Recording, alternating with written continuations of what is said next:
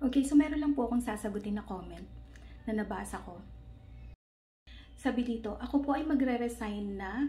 Mayroon po ba akong makukuha? 20 years na po ako mahigit pero wala kaming kontrata na pinirmahan. Tracking po kami, per biyahe po kami. Meron po ba akong makukuha? Isa lang po akong helper. Nag-start po ako September 12, 2004. Okay, bigyan lang po muna natin ng linaw dun sa sinabi ni employee na wala siyang pinirmahang kontrata sa trucking company na kanyang pinagsisilbihan bilang isang helper since 2004. Ang kawalan po ng employment contract sa inyong mga kumpanya o sa inyong mga employers ay hindi nangangahulugan na hindi na nila kayo empleyado. Tandaan ninyo, mayroon pang ibang mga paraan para mapatunayan na kayo ay empleyado, kagaya ng company ID, payslip, daily time record, or DTR.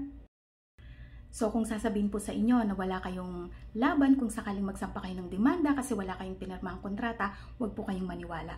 Ngayon, anong ibig sabihin nito? Disadvantageous ba ito sa part ni employee? Or advantage ba to sa part ni employer? Ganito po ang sinasabi ng korte at interpretation.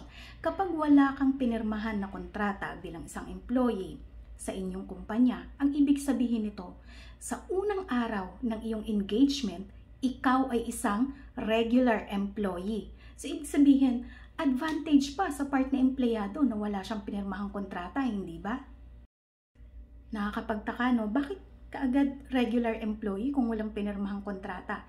Kasi ang ibig sabihin lang nito, walang ibinibigay o walang isiniset na standards etong si employer para masunod o matupad na employee para mag-qualify siya as regular employee. Ibig sabihin, on the first day o sa unang araw ng kanyang engagement or employment, siya ay isa ng regular employee.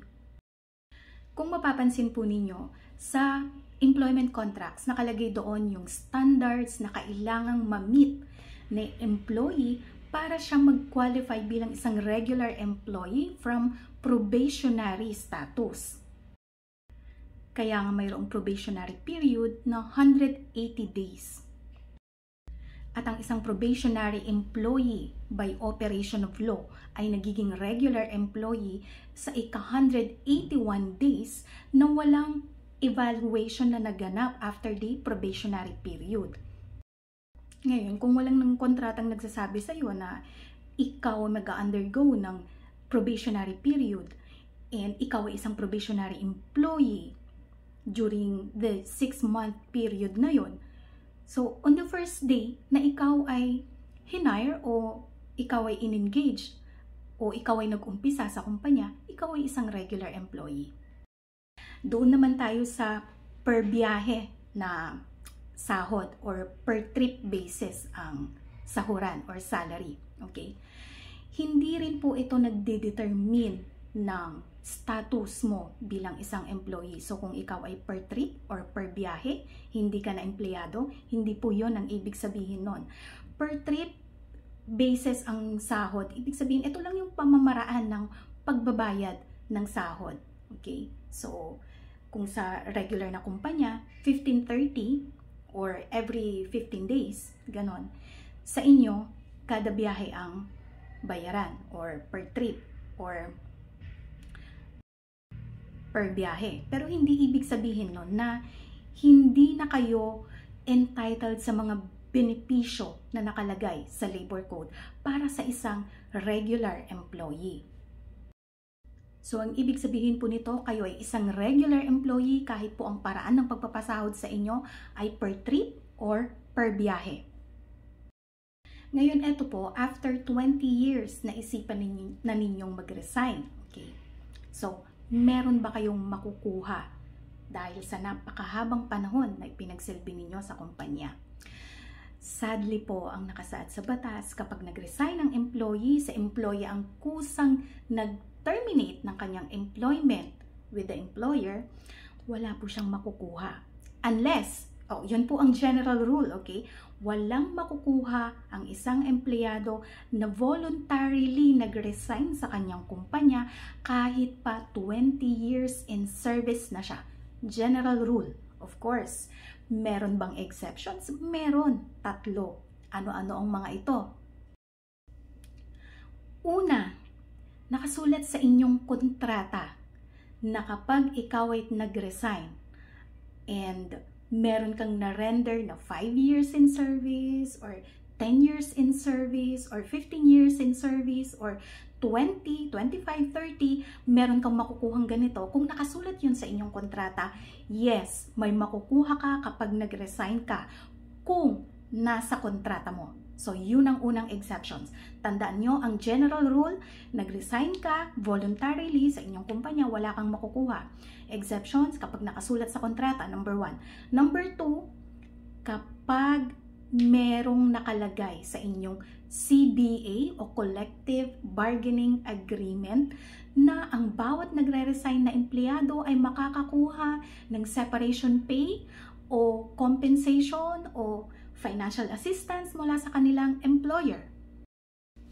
Okay, so yun ang number 2, nakalagay sa Collective Bargaining Agreement na may makukuha si employee kahit na siya ay nag-resign sa kanyang employer. Okay. Number 3, ano yon? Kung walang nakasulat sa kontrata, walang nakalagay sa CBA, may company policy, okay, na ginagawa ang employer na every time na may nagre-resign, bibigyan niya yung nagre-resign ng compensation or separation pay.